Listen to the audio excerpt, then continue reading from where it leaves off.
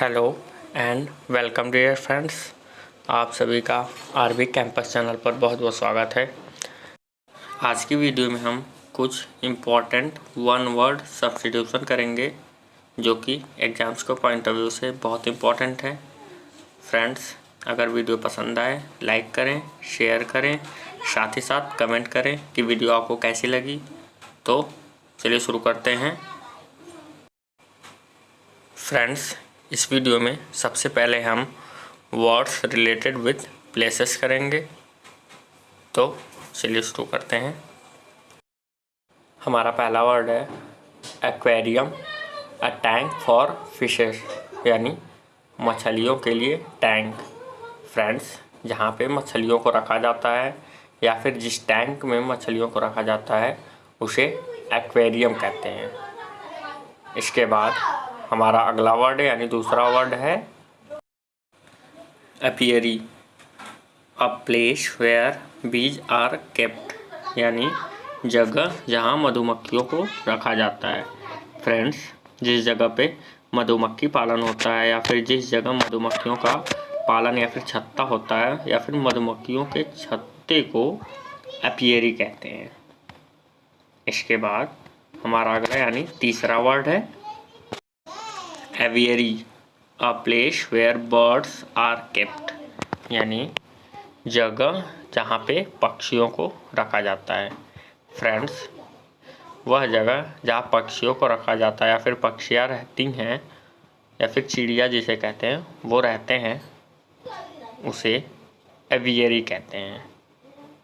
इसके बाद चौथा word asylum, a place where mad person are kept, वह जगह जहाँ पागल व्यक्तियों को रखा जाता है। फ्रेंड्स, यहाँ पे पागल व्यक्तियों को रखा जाता है या फिर पागल खाने को असाइलम कहते हैं। इसके बाद हमारा पांचवा वर्ड है archives, a place where government records are kept, यानी जगह जहाँ पे सरकारी रिकॉर्ड्स रखा जाता है। फ्रेंड्स, जहाँ पे सरकारी रिकॉर्ड्स वगैरह रखे जाते हैं उसे आर्चीव्स कहते हैं। इसके बाद हमारा अगला यानी छठवां वर्ड है arena, a place for wrestling, यानी कुश्ती के लिए जगह। फ्रेंड्स, जहाँ पे कुश्ती लड़ी जाती है उसे एरेना कहते हैं, यानी कुश्ती का जो रिंग होता है या फिर जो जगह होती है जहाँ पे कुश्ती लोग लड़ते हैं उसे एरेना कहते हैं। इसके बाद सातवां वर्ड है morgue, a place where dead bodies are kept for identification, यानी एक ऐसी जगह जहाँ मृत निकायों यानी मृत शरीर को पहचान के लिए रखा जाता है। फ्रेंड्स, जिस जगह पे मृत शरीरों को पहचान के लिए रखा जाता है कि यह किसकी है उसे मॉर्ग कहते हैं इंग्लिश में।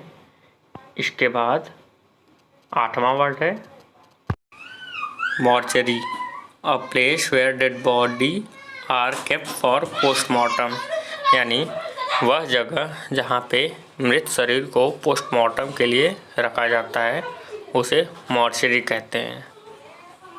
इसके बाद नौवां word cemetery, a place where dead bodies are buried. Friends, जहाँ मृत शरीर को दफनाया जाता है उसे सिमेट्री कहते हैं। इसके बाद 10वां word crematorium, a cremation ground where the last funeral rites are performed, यानी शमशान जमीन या फिर जहाँ पर अंतिम संस्कार किया जाता है। फ्रेंड्स, यहाँ पे अंतिम डबल बार हो गया है, तो जहाँ पे अंतिम संस्कार किया जाता है उसे क्रीमेटोरियम कहते हैं।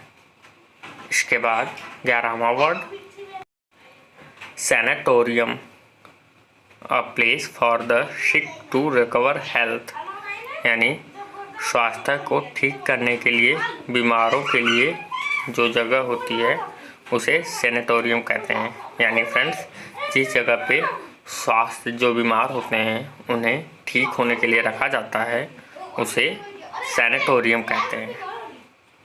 इसके बाद 12वां word orphanage, a place where orphans are housed, यानी वह जगह जहां अनाथों को रखा जाता है।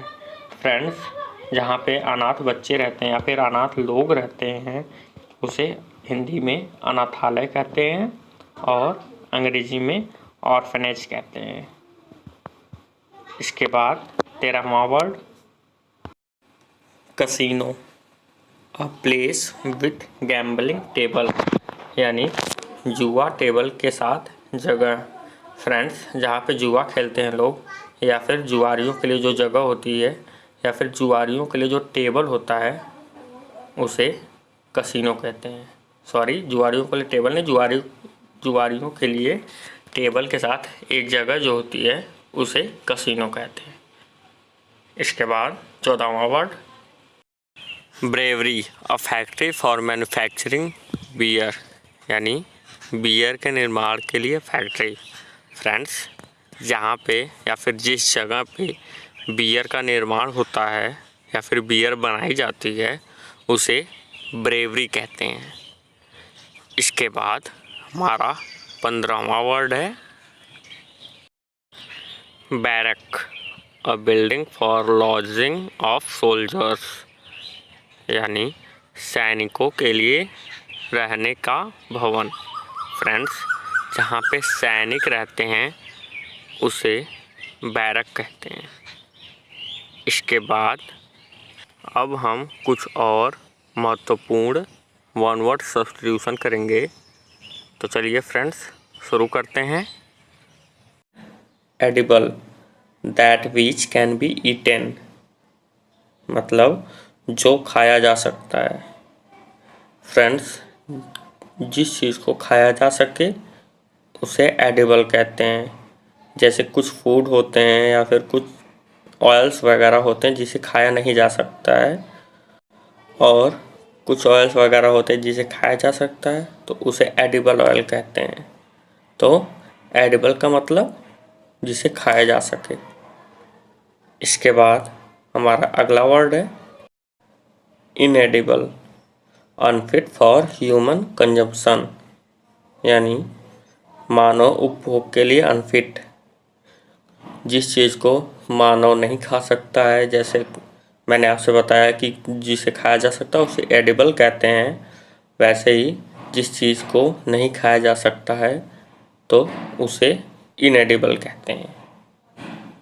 इसके बाद हमारा अगला वर्ड है legible, capable of being read easily, यानी आसानी से पढ़ने में सक्षम, या फिर जिस चीज़ को या फिर जिस बुक को, किसी भी बुक को आसानी से पढ़ा जा सकता हो तो उसे लेजिबल कहते हैं। इसके बाद हमारा अगला वर्ड है इल्लेजिबल, इनकैपेबल ऑफ बीइंग रीड, यानी पढ़ने में असमर्थ, यानी जिसे पढ़ा नहीं जा सकता है उसे इल्लेजिबल कहते हैं और जिसे पढ़ा जा सकता है उसे लेजिबल कहते हैं। इसके बाद चौथा word portable, that which can be drunk, यानी जो पीने योग्य हो। जिस चीज़ को हम पी सकते हैं आसानी से या फिर जिस चीज़ को हम पी सकते हैं उसे पोर्टेबल कहते हैं। इसके बाद हमारा 5वां वर्ड है portable, that which can easily be carried in hand, यानी जो आसानी से हाथ में ले जाया जा सकता है। जिस चीज़ को आसानी से यहाँ से वहाँ या फिर एक स्थान से दूसरे स्थान पर मूव कराया जा सके उसे पोर्टेबल कहते हैं। इसके बाद 6वां word inflammable, that which catches fire easily, यानी जो आसानी से आग पकड़ता है। फ्रेंड्स, जैसे पेट्रोल वगैरह की गाड़ियों में लिखा रहता है हाईली इनफ्लेमेबल, उसका मतलब होता है ज्वलनशील, यानी जो चीज़ आसानी से आग पकड़ ले उसे इनफ्लेमेबल कहते हैं। इसके बाद हमारा 7वां वर्ड है inevitable, that which can not be avoided, यानी जो टाला नहीं जा सकता। फ्रेंड्स, जिसे टाला ना जा सके उसे इनएविटेबल कहते हैं। इसके बाद हमारा 8वां वर्ड है impracticable, incapable of being practised, यानी अभ्यास करने में असमर्थ, यानी जिसका अभ्यास न किया जा सके उसे इम्प्रैक्टिकेबल कहते हैं। इसके बाद 9वां word inaccessible, a person place that can not be easily approached, यानी व्यक्ति स्थान जिसे आसानी से संपर्क नहीं किया जा सकता है उसे इनएक्सेसिबल कहते हैं। फ्रेंड्स, कुछ ऐसी जगहें होती हैं या फिर कुछ ऐसे पर्सन्स होते हैं जिसे हम संपर्क नहीं कर पाते हैं तो उसे इनएक्सेसिबल कहते हैं। इसके बाद 10वां word inaudible, a sound that can not be heard, यानी ध्वनि जो सुना नहीं जा सकता। फ्रेंड्स, कुछ ऐसी ध्वनियाँ होती हैं जिसे हम सुन नहीं सकते हैं या फिर जो सुनने योग्य न हो उसे इनऑडिबल कहते हैं। इसके बाद 11वां word incorrigible, incapable of being corrected, यानी सही होने में असमर्थ, जिसे हम करेक्ट नहीं कर सकते हैं या फिर जिस वस्तु को हम सही नहीं कर सकते हैं उसे इनकरिजिबल कहते हैं।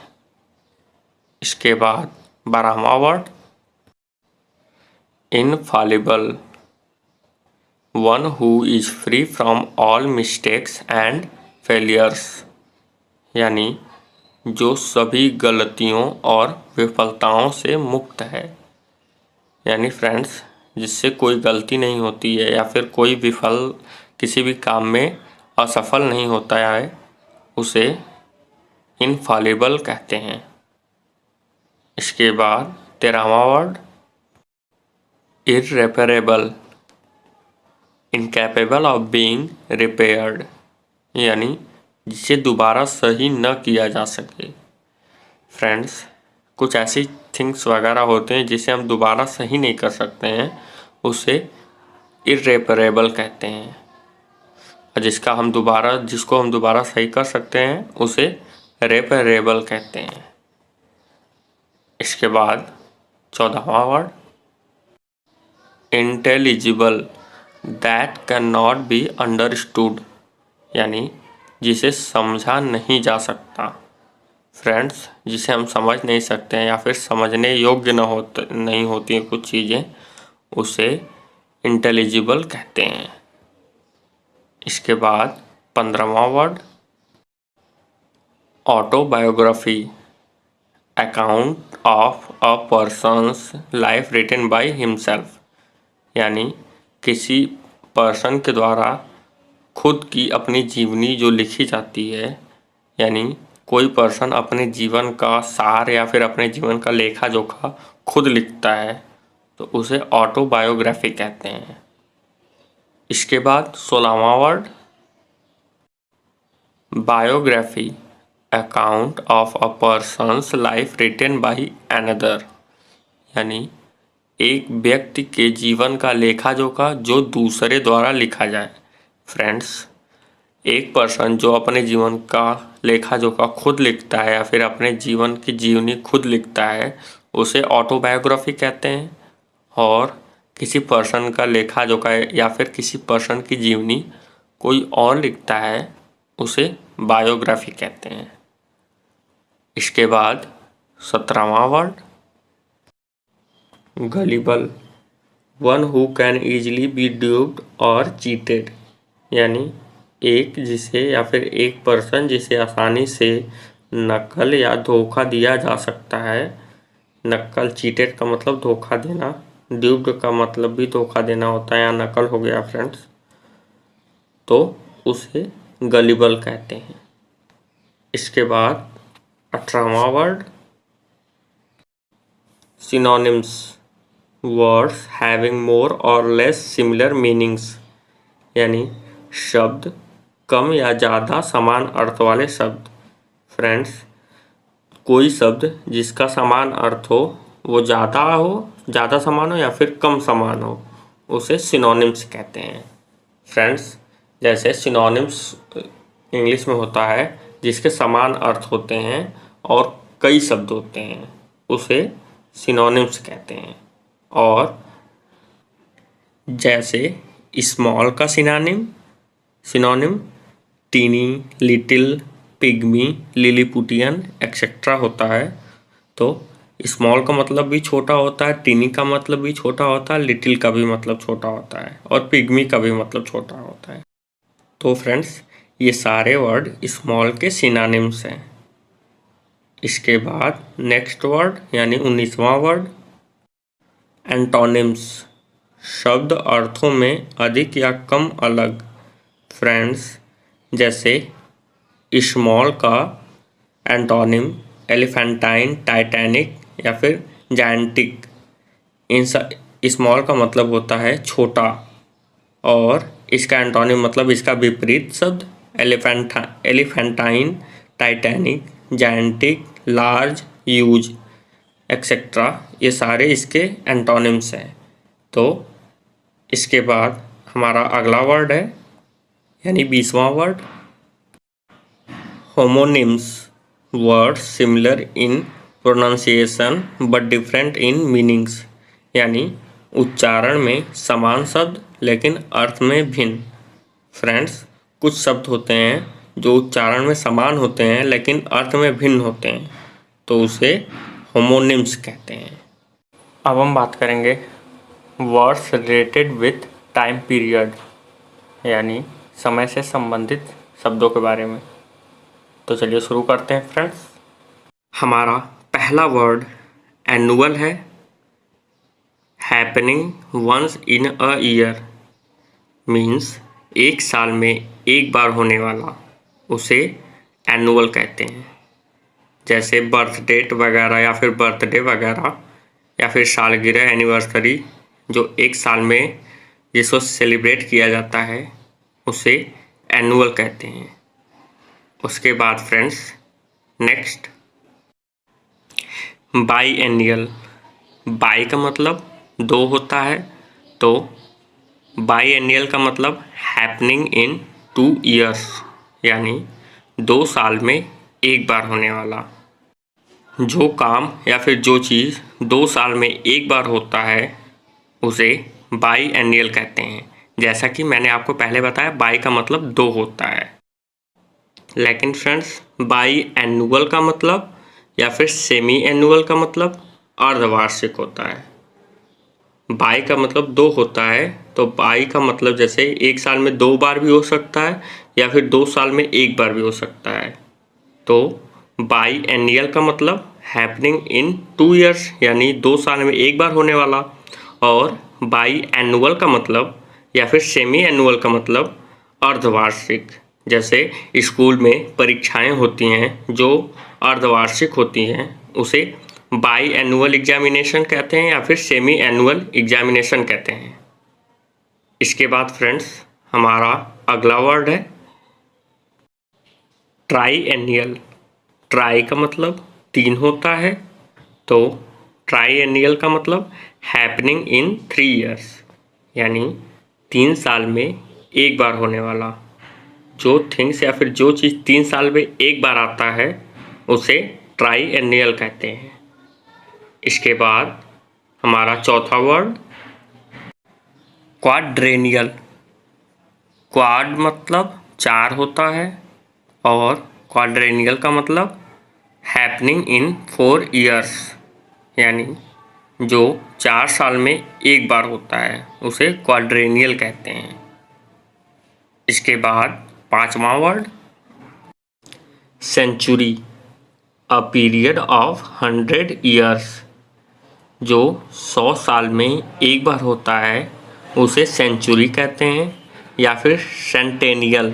सेंटेनियल का सेंटी का मतलब 100 होता है, तो सेंटेनियल का मतलब जो 100 साल में एक बार हो, यानी हैपनिंग इन 100 ईयर्स, उसे सेंचुरी या फिर सेंटेनियल कहते हैं। बाई का मतलब मैंने पहले ही आपसे बताया, बाई का मतलब 2 होता है, तो बाई सेंटेनियल का मतलब 200 साल में एक बार होने वाला। इसी हिसाब से सेमी सेंटेनियल का मतलब 50 यानी हाफ, यानी 50 साल में एक बार होने वाला। इसके बाद हमारा अगला वर्ड यानी 6वां वर्ड है millennium, a period of 1000 years, 1000 साल में एक बार होने वाला। यानी मिलेनियम का मतलब जो चीज़ 1000 साल में एक बार होता है उसे मिलेनियम कहते हैं। यानी अ पीरियड ऑफ 1000 ईयर्स का मतलब होता है जो 1000 साल में एक बार हो। और फ्रेंड्स, पेरेनियल का मतलब जो सालों साल, मतलब जिसका अंत ही ना हो, जो सालों साल में एक बार हो, जिसका कोई फिक्स टाइम पीरियड ही ना हो, उसे पेरेनियल कहते हैं। इसके बाद फ्रेंड्स हमारा 7वां वर्ड है sexagenarian, one who is in 60s, यानी जो 60 के दशक में हो। फ्रेंड्स, जो 60 साल के होते हैं या फिर 60 के दशक में होता है उसे सेक्साजेनेरियन कहते हैं। इसके बाद हमारा अगला वर्ड है सेप्टाजेनेरियन या फिर septuagenarian, one who is in 70s, यानी जो 70 के दशक में है। फ्रेंड्स, जो 70 साल के होते हैं या फिर जो 70 साल में होता है उसे सेप्टाजेनेरियन कहते हैं। इसके बाद हमारा 9वां वर्ड है octogenarian, one who is in 80s, यानी जो 80 के दशक में हो। फ्रेंड्स, जो 80 साल के होते हैं या फिर जो 80 साल में होता है उसे ऑक्टाजेनेरियन कहते हैं। फ्रेंड्स, ये वर्ड्स बहुत इम्पॉर्टेंट है, ये एग्ज़ाम में बहुत बार रिपीट हुए हैं, इसलिए वर्ड्स को बहुत केयरफुली लर्न कर लीजिएगा। फ्रेंड्स, इसके बाद 10वां वर्ड है nonagenarian, one who is in 90s, यानी जो 90 के दशक में है। फ्रेंड्स, जो 90s में होता है या फिर जो 90 साल का होता है या फिर जो लोग 90 साल के होते हैं उन्हें नोनाजेनेरियन कहते हैं। फ्रेंड्स, इस सेशन का ये हमारा आखिरी वर्ड था। अगर वीडियो आपको पसंद आई हो, लाइक करें, शेयर करें और कमेंट करें कि आपको वीडियो कैसी लगी।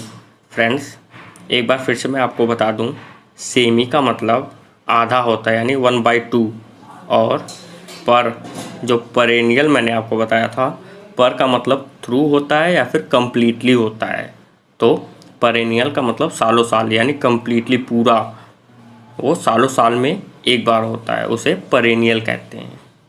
फ्रेंड्स, एक और बात, अगर आप इस चैनल पर नए हैं या आप इस चैनल पर पहली बार आए हैं तो इस चैनल को सब्सक्राइब कर लें, साथ ही साथ बेल आइकन को भी प्रेस कर दें, जिससे कि इस चैनल पर आने वाली सभी वीडियोज़ की नोटिफिकेशन आप तक सबसे पहले पहुँचे। फ्रेंड्स, धन्यवाद वीडियो देखने के लिए। मिलते हैं अगले वीडियो में।